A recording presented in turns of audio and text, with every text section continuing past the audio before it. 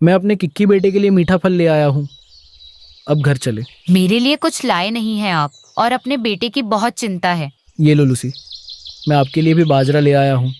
आप ये बाजरे के दाने खा लो, फिर हम यहाँ से चलते हैं। लूसी ने अभी बाजरे के दाने खाना शुरू ही की थी कि एक पेड़ की बड़ी शाख टूटकर उन दोनों पर गिर जाती है। कबूतर और कबूतरी वहीं मर जाते हैं। घर में बैठा किक्की शाम तक अपने मम्मा और पापा का इंतजार करता है। जब शाम हो जाती है और उसके मम्मा पापा लौटकर नहीं आते तो किक्की डरने लगता है।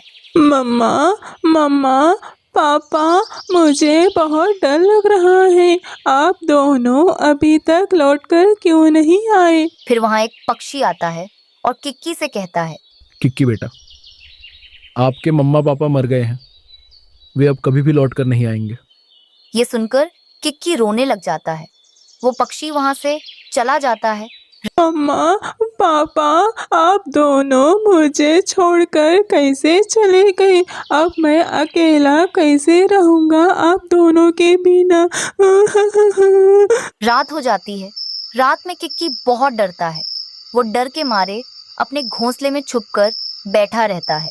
सुबह होते ही वो अपने घर से निकलता है और अपने पड़ोसी कौवे के पास जाता है। अंकल, कौवे अंकल, मेरे मम्मा पापा मर गए हैं। मुझे रात में अकेले डर लग रहा था। आप मुझे अपने घर में रख ले। पागल कबूतर के बच्चे, एक कौवा एक कबूतर को नहीं पाल सकता। जाओ जाओ, तुम कहीं और जाओ, किसी कबूतर के पास जाओ। रोता हुआ किक्की वहां से चला जाता है। फिर वो तोते के पास जाता है। अंकल, कबूतर अंकल, मेरे मम्मा पापा मर गए हैं। मैं दिन तो गुजार लेता हूँ, लेकिन रात के वक्त मुझे बहुत डर लगता है। रात के वक्त आप मुझे अपने घर में रख ले। बेटा, तुम्हारे जैसा मेरा भी एक बेटा है, और मेरा घर तो बहुत छोटा है। मैं तुम्हें अपने घर में तो नहीं रख सकता। हाँ, मगर मैं तुम्हारे लिए भोजन ला दूंगा। नहीं अंकल, भोजन तो मैं अपने लिए ढूंढ लूंगा, लेकिन रात से मुझे बहुत डर लगता है। फिर किक्की आगे बढ़ता है और चिड़िया के पास जाता है। आंटी आंटी, चिड़िया आंटी, मेरे दोनों मम्मा पापा मर गए हैं। मुझे अकेले घर में बहुत डर लगता है। प्लीज मुझे आप अपने घर में रख ले। ऐसे नहीं डरते बेटा, बहादुर बनते हैं। जिंदगी में दुख और सुख आते जाते रहते हैं। चलो, आप मेरे साथ मेरे घर चलो। मम्मा, ये कौन है? कुक्कू बेटा, इसके मम्मा पापा मर गए हैं। ये अकेला डर रहा था और मैं इसे अपने साथ घर ले आई हूँ। दोस्त, बहुत अच्छा हुआ। मैं आपको अपने साथ अपने घोंसले में सुला लूंगा।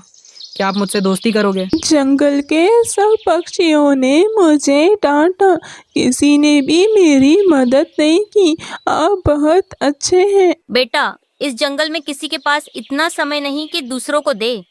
मगर आप चिंता न करें, मैं आपको अपने बेटे की तरह ही रखूंगी।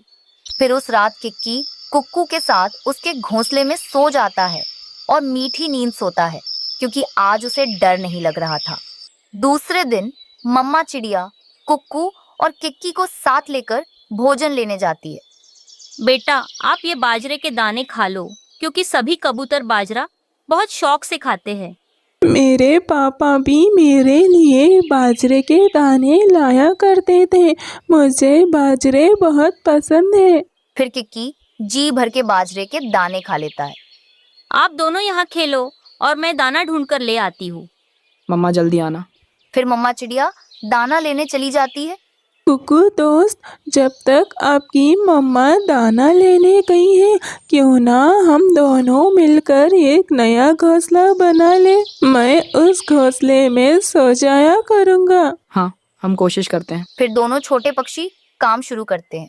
वे सूखे तिनके इकट्ठा करते हैं, सूखी घास और कुछ नरम नरम पत्तों से घोंसला बनाना शुरू करते हैं। जब मम्मा चिड़िया आती है तो उन्हें घोंसला बनाते हुए देखकर बहुत खुश होती है। वाह बच्चों, आपने तो बहुत सुंदर सा घोंसला बना लिया है। अब मुझे सीखना है, मुझे सारे काम सीखना है चिड़िया आंटी। फिर मम्मा चिड़िया वो घोंसला उठा लेती है और बच्चों को लेकर घर जाती है। आंटी, किक्की बेटा, आप भी मुझे मम्मा कह लिया करो। जैसे कुकू मम्मा कहता है। ये सुनकर किक्की खुश हो जाता है और अपनी मम्मा चिड़िया के गले से लग जाता है। चिड़िया, ये तुमने किस चीज़ का पौधा लगाया है? मैंने तो ये पौधा आज से पहले कभी नहीं देखा। तोते भैया, सच बताओ तो मैंने भी इस पौधे को पहली बार ही देखा है। मुझे भी नहीं पता कि ये नन्हा पौधा किस चीज का है। अब तो हमें इस पौधे के बड़े होने का इंतज़ार करना पड़ेगा, तभी पता चलेगा कि ये किस चीज़ का पौधा है। कुछ समय बीत जाता है और वे नन्हा पौधा बड़ा हो जाता है। अब उस पर फल भी लग गए थे। चिड़िया, ये किस फल का पेड़ है? इसके फल तो बहुत सुंदर लग रहे हैं। मैं भी इस फल से अनजान हूँ। मैंने भी ये फल आज पहली बार ही देखा है। आप दोनों चिंता मत करो, मैं अभी इस फल को खाकर बताता हूँ कि इसका स्वाद कैसा है। नहीं नहीं कालू जी, मैं आपको इस फल को नहीं खाने दूंगी। क्या पता ये जहरीला फल हो। हाँ हाँ कालू भैया, गोरी बहन एकदम ठीक कह रही है। अभी आप इस फल को मत खाइए जब तक कि हमें इसकी पूरी जानकारी नहीं मिल जाती। ये कहकर रानू चिड़िया भोजन की खोज में चली जाती है और गोरी वहीं बैठी कुछ सोचने लगती है। मैं सोच रही हूँ कि क्यों ना हम इस फल को ले जाकर रानू की बेटी को खिलाएं। अगर रानू की बेटी इस फल को खाकर मर गई तो हम समझेंगे कि ये जहरीला फल है, और अगर वो इसे खाकर नहीं मरी तो हम भी इस फल को पेट भरकर खा पाएंगे। हाँ गोरी, ये ठीक है। चलो हम जल्दी से फल लेकर रानू की बेटी के पास चलते हैं। कहीं ऐसा ना हो कि रानू भोजन लेकर आ जाए। फिर वे दोनों पति पत्नी एक फल लेकर गुड़िया के पास आ जाते हैं। गुड़िया बेटी, ये लो, ये फल तुम्हारी मम्मा ने भेजा है। उन्होंने कहा था कि मेरी बेटी भूखी होगी तो उसे ये खिला देना। चलो अब तुम जल्दी से इस फल को खा लो। नहीं आंटी गौरी, मुझे तो कोई भूख नहीं लगी। और मेरी मम्मा क्यों नहीं आई भोजन लेकर? आज तुम्हारी मम्मा को आने में देर हो जाएगी, इसलिए चिड़िया बहन ने ये फल तुम्हें देने को कहा है। अगर तुम्हें नहीं खाना तो कोई बात नहीं, हम इसे अपने साथ ले जाते हैं। ये सुनकर गुड़िया को विश्वास हो जाता है और वे फल खा लेती है। देखो कालू जी, इस गुड़िया को तो कुछ भी नहीं हुआ। इसका मतलब ये फल जहरीला नहीं है। हाँ गोरी, मुझे भी ऐसा ही लगता है। गुड़िया बेटी, ये फल तुम्हें कैसा लगा? गौरी आंटी और कालू अंकल, ये फल तो बहुत मीठा है और ये मुझे बहुत अच्छा लगा। ऐसा फल तो मैंने आज से पहले कभी नहीं खाया। ये सुनकर वे दोनों पति पत्नी उस फल के पेड़ के पास आ जाते हैं और वहां आकर जी भरकर फल खाने लगते हैं। वाह वाह कालू जी, ये फल तो बहुत स्वादिष्ट है। हाँ गोरी, मेरा पेट तो भर गया लेकिन मन नहीं भरा। वैसे कालू जी, अगर इस फल के बारे में जंगल के सभी पक्षियों को पता चल गया तो ये फल जल्दी खत्म हो जाएंगे और फिर हमें भी खाने को नहीं मिलेंगे। अब हमें ऐसा क्या करना चाहिए जिससे जंगल के पक्षियों को इस फल की सच्चाई न पता चले? हाँ कालू जी, हम ऐसा करेंगे। सब पक्षियों से छिपकर इन फलों को खाया करेंगे और सबसे कहेंगे कि ये फल जहरीला है। फिर वे दोनों पूरे जंगल में ये अफवाह फैला देते हैं। दोस्तों, आप सभी गलती से भी इस फल को मत खाना। ये फल जहरीला है। कालू ने थोड़ा सा खाया था तो कालू की तबीयत खराब हो गई थी। गौरी, क्या सच में कालू की तबीयत खराब हो गई थी? गौरी बहन, तुमने बहुत अच्छा किया। अब हम भी इस फल को नहीं खाएंगे। चलो दोस्तों, हम सब भोजन की खोज में चलते हैं। इस तरह से जंगल का कोई भी पक्षी उन फलों को नहीं खाता और जैसे ही रात होती है, कालू और गौरी उन फलों को तोड़कर अपने घोंसले में ले आते हैं और बड़े मजे से बैठकर खाते हैं। गौरी, ये फल सच में इतना मीठा और स्वादिष्ट है कि मेरा तो मन करता है कि सारे पेड़ के फल खा जाऊं। कालू जी, वैसे भी इन फलों के बारे में किसी और को तो पता नहीं है, तो ये सारे फल हमारे ही तो हैं। फिर इस तरह गोरी और कालू चोरी छिपे फल खाते रहते हैं और ऐसे ही दिन बीतते जाते हैं। एक दिन चिड़िया तोते से कहती है, तोते भैया, आप कब आए और आपके मामा जी का पंख ठीक हो गया? हाँ चिड़िया, मामा जी ठीक हो गए और मैं भी बस अभी अभी आया हूँ। तुम बताओ, तुम्हारा पौधा कैसा है? अब तो वो बड़ा हो गया होगा। तोते भैया, वो पौधा बड़ा होकर पेड़ तो बन गया, लेकिन उसके फल तो जहरीले निकले हैं। जहरीला फल? ये कैसे हो सकता है? आप एक बार मुझे उस फल के पेड़ के पास तो लेकर चलिए, मैं भी तो देखूं कैसा जहरीला फल है। फिर रानू तोते को उस फल के पेड़ के पास लेकर आती है। तब तोता कहता है, चिड़िया, ये तो आम का पेड़ है, मैंने अपने मामा जी के घर खाया था। नहीं तोते भैया, ये फल तो जहरीला है। हमें कालू और गोरी ने बताया था। पर उन दोनों को कैसे पता चला कि ये फल जहरीला है? वो कालू भैया ने यहाँ से एक फल तोड़कर थोड़ा सा खाया था, तो उन्हें पता चला कि ये जहरीला फल है। चिड़िया की ये बात सुनकर तोता एक फल तोड़ता है और उसे खा जाता है। तोते को ऐसे वो फल खाते हुए देखकर चिड़िया घबरा जाती है। तोते भैया, आपने ये फल क्यों खाया? अब आप जल्दी से डॉक्टर के पास चलिए, नहीं तो आपकी तबीयत खराब हो जाएगी। मैं एकदम ठीक हूँ चिड़िया। ये बताओ, क्या कालू ने ये फल तुम्हारे सामने खाया था? नहीं तोते भैया, बस उन्होंने तो हमें सिर्फ बताया था। चिड़िया, अब मैं सब समझ गया। वो कालू और गोरी ने तुम सबको बेवकूफ़ बनाया है और वे दोनों अकेले ही इन आमों को खाए जा रहे थे। लेकिन तोते भैया, हमने तो उन्हें कभी भी इस पेड़ से इन आमों को तोड़ते हुए नहीं देखा। फिर वो इन्हें कब खाते हैं? शायद वो चुप चुप कर खाते होंगे। फिर वे दोनों झाड़ियों के पीछे छिप जाते हैं और कालू और गौरी के आने का इंतजार करते हैं। चलो कालू जी, अब रात हो गई है, जंगल के सब पक्षी सो गए होंगे। चलो हम जल्दी से उन फलों को तोड़ लाते हैं। वे दोनों पति पत्नी वहां आकर फल तोड़कर रख लेते हैं। उन्हें फल तोड़ते हुए देखकर चिड़िया और तोता भी बाहर आ जाते हैं। वाह वाह गोरी और कालू, तुम दोनों ने कैसे पक्षियों को बेवकूफ़ बनाया है और तुम दोनों इन सारे आमों को खाए जा रहे हो। नहीं नहीं तोते, हम तो बस देखने आए थे कि कोई अनजान पक्षी कहीं इन फलों को तो नहीं खा रहा। गोरी बहन, कम से कम अब तो तुम झूठ मत बोलो। अब हमें सब पता चल गया है कि तुम दोनों कैसे छिप छिप कर इन सारे आमों को खाए जा रहे थे। चिड़िया की ये बात सुनकर वे दोनों पति पत्नी वहां से चले जाते हैं। अगले दिन सब पक्षियों को ये बात पता चल जाती है और वे सभी उन आमों को खाने लगते हैं। वो दोनों पति पत्नी इतने दिनों से सारे फल खाए जा रहे थे और हमें बेवकूफ बना रहे थे। मैं तो कहता हूँ कि अब उन्हें इस पेड़ से एक भी फल नहीं खाने देना चाहिए। हाँ कबूतर, तुम एकदम ठीक कहते हो। उन दोनों ने बहुत फल खा लिए, अब तो उन्हें सजा मिलनी चाहिए। लेकिन बुलबुल, वो इतनी आसानी से मानने वाले नहीं हैं। मैं तो कहता हूँ कि अब से हम इस पेड़ की रखवाली करना शुरू कर देते हैं। चिड़िया और तोते, तुम दोनों आज इस पेड़ की रखवाली करना और कल हम दोनों कर लेंगे।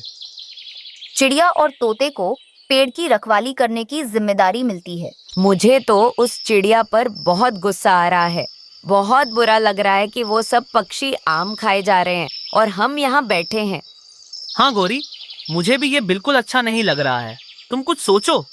देखो कालू जी, अगर हम आम नहीं खा सकते तो हम किसी और को भी नहीं खाने देंगे। आज रात को पक्षियों के सोते ही हम उस पेड़ को जड़ से ही काट देंगे। हाँ गोरी, इन सब के साथ ऐसा ही करना चाहिए। फिर वे दोनों उस पेड़ को काटने के लिए कुल्हाड़ी लेकर वहां आ जाते हैं। तभी तोता और चिड़िया भी बाहर आकर बैठ जाते हैं। गोरी, कालू, तुम दोनों यहाँ क्यों आए हो? हमने तुम्हें मना किया था ना कि यहाँ मत आना। चिड़िया, हम इस पेड़ से आम लेने आए हैं। देखो कालू भैया, मैंने आपसे पहले भी कहा था और फिर कह रही हूँ, आप इस पेड़ से आम नहीं ले सकते हो। आप दोनों ने बहुत सारे आम पहले ही खा लिए। तो मैं भी देखता हूँ कि मुझे इस पेड़ से आम लेने से कौन रोकता है। ये सुनकर चिड़िया और तोते को बहुत गुस्सा आता है। तब वे दोनों मिलकर गौरी और कालू को बहुत मारते हैं और उन्हें मार मार कर उस जंगल से बाहर निकाल देते हैं। उस जंगल में हर साल बाढ़ आती थी, इसीलिए उस जंगल के सारे पक्षी बहुत परेशान थे।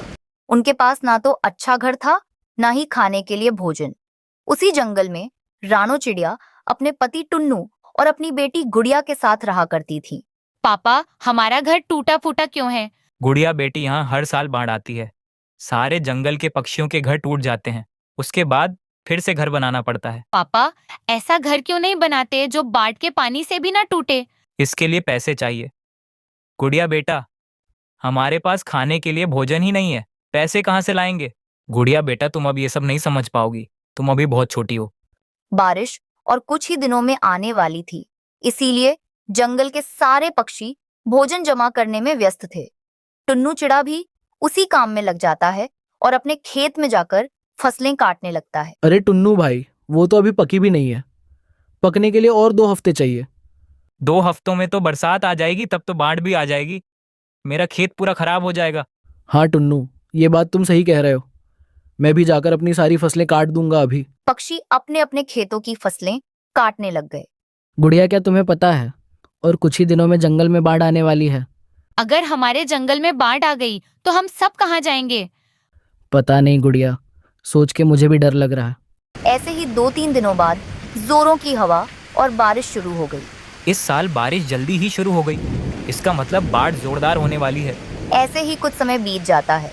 बारिश तो रुकने का नाम नहीं ले रही थी। घर के अंदर बारिश का पानी टपक रहा था। पापा, घर के अंदर तो पानी आ रहा है।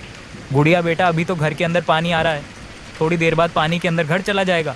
ऐसे ही 2 दिनों तक लगातार बारिश होती रही। नदी का बांध टूटकर पानी जंगल की ओर आ गया। बाढ़ के पानी में जंगल के सारे पक्षियों के घर टूटकर बहने लगे। कालू कौवा अपने परिवार को लेकर टुन्नू के घर आ जाता है। टुन्नू, क्या तुम्हारे घर में थोड़ी सी जगह मिलेगी? हमारा घर टूट गया है। क्यों नहीं कालू, लेकिन हमारा घर भी टूटने ही वाला है, तब तो हम सभी को रास्ते में ही रहना पड़ेगा। कालू अंकल, आइए अंदर आइए। जग्गू, अंदर आ जाओ। फिर वे तीनों चिड़िया के घर के अंदर आ जाते हैं। रानो बहन, कुछ खाने के लिए है तो दे दो। हमने 2 दिनों से कुछ भी नहीं खाया है। क्या बताऊं कालू भैया, मेरे घर में भी कुछ भी खाने के लिए नहीं है। वे सब बातें कर ही रहे होते हैं, तभी जोरों की आवाज आती है और घर की छत नीचे गिर जाती है। सही समय पर वे सब घर के बाहर आ जाते हैं। उनकी जान तो बच जाती है, लेकिन वे सब पानी में भीग रहे थे। फिर वे सब अपने अपने रास्ते सुरक्षित जगह खोजने के लिए चल पड़ते हैं। तभी गुड़िया को बड़ा बड़ा सा घास दिखाई देता है। पापा, वो कौन सा घास है? इतना बड़ा है। गुड़िया बेटा, वो जंगली घास है। इतना बड़ा घास, वो भी पानी इसमें बैठ ही नहीं रहा है। हाँ गुड़िया, ये घास ऐसा ही है, जंगली घास है ना। फिर तो पापा, हम इस घास से घर क्यों नहीं बनाते? घास का घर कैसे बनाएंगे? घास का घर नहीं बन सकता मेरी प्यारी बेटी। क्यों नहीं बन सकता पापा? ये घास बहुत हल्की होती है और ऊपर से इस घास को पानी भी नहीं भिगा सकता। हम घास से घर बना सकते हैं। पापा, जब बाढ़ आएगी हमारा घास का घर पानी में तैरने लगेगा। फिर हमको बाहर नहीं आना पड़ेगा। जब बाढ़ खत्म हो जाएगी घर अपने आप ही जमीन पर आ जाएगा। अरे वाह बेटा, हमने तो ये सोचा ही नहीं। फिर वे तीनों घास काटकर घर बना लेते हैं। वो घास का घर पानी में तैरने लगता है। देखा पापा, मैंने बोला था ना, घास का घर पानी में तैरेगा। जंगल के सभी पक्षी घास को इकट्ठा करके घास के घर बनाने लगे। सभी पक्षी उस घास के घर में बांट के पानी से बचकर रहने लगे। बाढ़ खत्म होते ही घास का घर वापस जमीन पर आ गया। सभी जंगल के पक्षियों को फिर से घर बनाने की जरूरत ही नहीं पड़ी। इस तरह सभी पक्षी बारिश के मौसम में उस घास के घर में खुशी खुशी से रहने लगे। बच्चों, तुम दोनों घर में ही रहना। मैं भोजन लेने के लिए बाहर जा रही हूँ। मैं जल्दी भोजन लेकर आ जाऊंगी, लेकिन तुम यहाँ से कहीं मत जाना। मम्मा, आप हर रोज भोजन लेने अकेले जाती हो, हमें क्यों नहीं लेकर जाती? नहीं नहीं, गुड़िया बेटी, बाहर शिकारी पक्षी भी होते हैं, इसीलिए तुम दोनों चुपचाप घर में बैठो। मैं अब भी भोजन लेकर आ जाऊंगी। और हाँ, घर का दरवाजा अंदर से बंद कर लेना। मम्मा प्लीज लेकर चलो ना। गुड़िया बेटी, मैं तुम्हें लेकर जाती, लेकिन अगर हमारे घर में कोई भी नहीं रहेगा तो जंगल के पक्षी हमारे घर पर कब्जा कर लेंगे, क्योंकि अगर उन्हें घर खाली दिखता है तो वे दूसरों के घर में रहने लगते हैं। इसीलिए तुम मत आओ और यहीं रहो। हम भी तो भोजन लाना सीखेंगे कि कैसे भोजन लाते हैं। अगर आप हमें लेकर नहीं जाओगी तो फिर कैसे सीखेंगे? मुझे पता है तुम नहीं मानोगी। अच्छा ठीक है, चलो। फिर रानू अपने दोनों बच्चों को लेकर भोजन ढूंढने चली जाती है। जल्दी ही उसे एक जगह भोजन मिल जाता है। गुड़िया बेटी, अब हमें भोजन मिल गया है, चलो अब हम जल्दी अपने घर चलते हैं। रानू भोजन लेकर वापस आती है तो देखती है कि उसके घर का दरवाजा अंदर से बंद था। वो आवाज लगाती है, कौन है मेरे घर में? जल्दी से बाहर निकलो। रानू की आवाज सुनकर गौरी दरवाजा खोलकर बाहर आती है। चिड़िया, क्या हुआ? जल्दी बोलो, मेरा बेटा भूखा है, मुझे उसे भोजन खिलाना है। बोलो, क्या काम है? गौरी बहन, जिस घर में आप रहने आ गई है, ये घर मेरा है। मैं अपने बच्चों के साथ रहती हूँ, तो आप मेरे घर को खाली कर दो। जाओ यहाँ से। छोटी चिड़िया, तू यहाँ रह रही थी तो हम क्या करें? मुझे तो ये घर खाली मिला, इसलिए हम यहाँ रहने आ गए। तुम जाओ यहाँ से। अब हम इस घर में किसी को नहीं आने देंगे। ये घर अब हमारा है। गौरी ऐसा कह रही थी कि तभी वहाँ कालू भी आ जाता है। गौरी, क्या हुआ? क्या बोल रही है ये चिड़िया? देखो ना कालू जी, ये चिड़िया क्या बोल रही है। ये कह रही है कि ये इसका घर है और हम इसे खाली कर दें। गौरी, हम इस घर को कैसे खाली कर सकते हैं? जब हम यहाँ आए थे तब यह खाली था, इसीलिए हम इसमें रहने लगे। चल छोटी चिड़िया, यहाँ से दफा हो जा, नहीं तो मैं तुझे बहुत मारूंगा। रानू उनकी बातें सुनकर डर जाती है और सोचती है कि अब इन कौवों से कौन झगड़ेगा। इसलिए वो अपने बच्चों से कहती है, देखा बच्चों, मैंने तुमसे कहा था ना कि तुम मेरे साथ मत आओ, क्योंकि अगर हम अपना घर खाली कर देंगे तो कोई उस पर कब्जा कर लेगा। पर तुमने मेरी बात नहीं सुनी। मम्मा सॉरी, मुझे नहीं पता था कि इतनी जल्दी भी कोई घर कब्जा कर लेगा। चलो अब हम ऐसा करते हैं, तोते भैया के घर चलते हैं और वहाँ रहेंगे जब तक हमारा दूसरा घर नहीं बन जाता। चिड़िया अपने दोनों बच्चों को लेकर तोते के घर की तरफ जाती है। तोता अपने घर के बाहर ही बैठा था। रानू उससे कहती है, सुनो तोते भैया, मेरी मदद करो, मेरे बच्चों को अपने घर में रख लो। कालू और गोरी ने मेरे घर पर कब्जा कर लिया है और अब वो मेरे घर को खाली नहीं कर रहे हैं। रानू, तुम और तुम्हारे बच्चे कहाँ चले गए थे जो कौवों ने तुम्हारे घर पर कब्जा कर लिया? तुम घर में नहीं थी क्या अब जब वो आए थे? तोते भैया, मैं भोजन लेने जा रही थी तो मेरे बच्चे भी जिद करने लगे कि वो भी मेरे साथ जाएंगे भोजन लेने।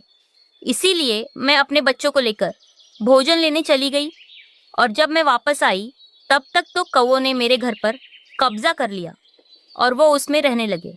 रानू, ये तो तुम्हारे साथ बहुत बुरा हुआ है। अच्छा ठीक है, तुम अपने दोनों बच्चों को मेरे घर में रहने दो और हाँ, तुम भी रह सकती हो। तोते भैया, आपका बहुत बहुत धन्यवाद। मैं आपके घर में ज्यादा दिन तक नहीं रहूंगी, बस जब तक मेरा नया घर नहीं बन जाता। चिड़िया अपने बच्चों के साथ तोते के घर के अंदर आ जाती है। फिर वो अपने बच्चों को भोजन खाने के लिए देती है और कुछ भोजन तोते और उसकी पत्नी को भी देती है। ये तुम्हारा ही घर है। चिड़िया, तुम्हारा बहुत बहुत धन्यवाद हमें भी दाना देने के लिए। वैसे हम तो अभी भोजन लेने ही जा रहे थे, फिर तुमने हमें क्यों दिया? तुम अपने बच्चों को ही खिला देती। कोई बात नहीं, अब आप मेरे बच्चों का ध्यान रखना। मैं घर बनाने के लिए सूखी लकड़ियां ढूंढने जा रही हूँ। ये कहकर चिड़िया सूखी लकड़ियां ढूंढने निकल जाती है, लेकिन उसे कहीं नहीं मिलते। तब वो सोचती है, मैं अब कहाँ से सूखी लकड़ियां ढूंढूं? यहाँ तो हर तरफ घास है, मुझे तो कहीं नहीं मिल रहे हैं। अच्छा, मैं किसान की पत्नी के पास जाती हूँ। उनके यहाँ तो चूल्हा जलता है, तो उनके पास लकड़ियां जरूर होंगी। रानू किसान की पत्नी के पास जाती है और देखती है कि वो घर के बाहर बैठी थी। माँ जी, आप मेरी एक मदद कर दीजिए। मुझे थोड़ी सी लकड़ियां दे दीजिए जिनसे मैं अपना घर बना सकूं। जंगल में लकड़ियां नहीं मिल रही है। हाँ हाँ चिड़िया, क्यों नहीं, मैं तुम्हारी मदद ज़रूर करूँगी। मेरे पास बहुत लकड़ियाँ हैं, तुम ले जाओ और अपना घर बना लो। चिड़िया खुशी खुशी लकड़ियां लेकर वापस आती है और अपना घर बनाती है। जब उसका घर बन जाता है तो वो अपने बच्चों को तोते के घर से लेने जाती है और उन्हें ले आती है। दूसरी तरफ एक दिन कालू और गौरी झरने के पास आराम से सो रहे थे। तभी उनके पास जल्दी जल्दी कबूतर आता है। गौरी, कालू, तुम दोनों पति पत्नी आराम से यहाँ सो रहे हो। वहाँ तुम्हारे बेटे जग्गू को घर में अकेले देखकर चील ने तुम्हारे बेटे को मार दिया और खा गई, और तो और तुम्हारे घर को भी कब्जा कर लिया। लगता है जो तुम दोनों ने चिड़िया के साथ किया, ये उसी की सजा मिल रही है। कबूतर, तुम क्या बोल रहे हो? मेरा बेटा, हाय मेरा बेटा। फिर जब पति पत्नी घर जाते हैं तो देखते हैं कि उनके बेटे जग्गू के पंख खून से लथपथ घर के बाहर बिखरे पड़े हैं और घर के अंदर चील आराम से सो रही थी। ये सब देखकर दोनों पति पत्नी रोने लग जाते हैं। ऐसे उन दोनों कौवों को अपनी गलती की सजा मिलती है। दूसरी तरफ चिड़िया अपने नए घर में अपने बच्चों के साथ खुशी खुशी से रहने लगती है। रानू चिड़िया अपने पति टुन्नू चिड़ा और अपनी एक बेटी गुड़िया के साथ रहती थी। रानू का पति टुन्नू चिड़ा बहुत ज्यादा मेहनती था। वो जंगल में लकड़ियां काटकर उन्हें बाजार में बेचकर पैसे कमाता था। सुनिए टुन्नू जी, अब हमारी बेटी गुड़िया बड़ी होती जा रही है तो हमें उसकी शादी के लिए पैसा भी इकट्ठा करना होगा। इसीलिए अब आपको ज्यादा मेहनत करनी होगी। ताकि आप ज्यादा मेहनत करोगे तो हम ज्यादा पैसे कमा पाएंगे और अपनी बेटी की शादी अच्छे से कर पाएंगे। हाँ रानू, तुम ठीक कहती हो, तभी हम अपनी बेटी की शादी अच्छे से कर पाएंगे। लेकिन तुम चिंता मत करो, मैं आज से ही ज्यादा मेहनत करना शुरू कर दूंगा। ये कहकर टुन्नू जंगल में लकड़ियां काटने के लिए चला जाता है। वो लकड़ियां काट रहा था कि तभी उसके सीने में दर्द शुरू हो जाता है। वो दर्द इतना ज्यादा था कि टुन्नू से सहन नहीं हो रहा था। वो अचानक नीचे गिर जाता है और मर जाता है। ये सब कुछ दूर बैठा तोता देख रहा था। अरे बाप रे, ये क्या हो गया? टुन्नू तो जमीन पर गिरा पड़ा है। ये तो रानू का पति है। अब वो बेचारी अपनी बेटी के साथ इसके बिना कैसे रह पाएगी? मिट्टू तोता टुन्नू को लेकर रानू के घर आता है। तोते भैया, क्या हुआ? आप ऐसे क्यों उदास हो रहे हो? मुझे बताओ। तुम्हारे लिए बहुत बुरी खबर है। तुम्हारे पति टुन्नू को शायद दिल का दौरा पड़ा है, जिससे तुम्हारे पति की मौत हो गई है। मैं उसे बाहर लेकर आया हूँ, तुम देख लो। चिड़िया ये सुनते ही बाहर आती है और जब वो अपने पति को इस हालत में देखती है तो बहुत रोती है। हे भगवान, ये क्या हो गया मेरे पति को? टुन्नू जी, मैं आपके बिना नहीं रह पाऊंगी। आंखें खोलो, ऊपर वाले ने हमारे हंसते खेलते परिवार को उजाड़ दिया। बेचारी चिड़िया फूट फूट कर रोने लगती है और पास में बैठी उसकी बेटी गुड़िया भी रोने लगती है। इसी तरह कुछ दिन बीत जाते हैं और रानू के घर का सारा राशन पानी खत्म हो जाता है। तब वो बाहर भोजन लेने जाने का सोचती है। गुड़िया बेटी, मैं भोजन लेने घर से बाहर जा रही हूँ, लेकिन मेरे आने से पहले तुम घर से बाहर मत निकलना और अपने घोंसले में रहना। ठीक है मम्मा, मैं नहीं निकलूंगी, आप जाइए। फिर चिड़िया चली जाती है। उसके जाने के बाद ही गोरी कौवी का बेटा जग्गू कौवा गुड़िया के पास आता है। गुड़िया गुड़िया, चलो बाहर खेलने चलते हैं। जब से तुम्हारे पापा गुजरे हैं तुम खेलने नहीं आती हो। नहीं जग्गू, मैं बाहर खेलने नहीं जाऊंगी। मेरी मम्मा ने मुझे घर से बाहर निकलने से मना किया है। मम्मा ने कहा था कि घर में ही रहना। गुड़िया, तू भी ना अपनी मम्मा से बहुत डरती है। अरे तू चल खेलने, तेरी मम्मा आए उससे पहले तू खेलकर वापस आ जाना। जग्गू के बार बार जिद करने पर गुड़िया चिड़िया उसके साथ खेलने चली जाती है और फिर वो बाहर उसके साथ खेलने लगती है। अपनी मम्मा के घर आने से पहले खेलकर घर वापस आ जाती है। शाम को जब उसकी मम्मा आ जाती है तो वो गुड़िया से कहती है, गुड़िया मेरी बेटी, आज आप घोंसले में अकेले थे तो आपको कोई परेशानी तो नहीं हुई?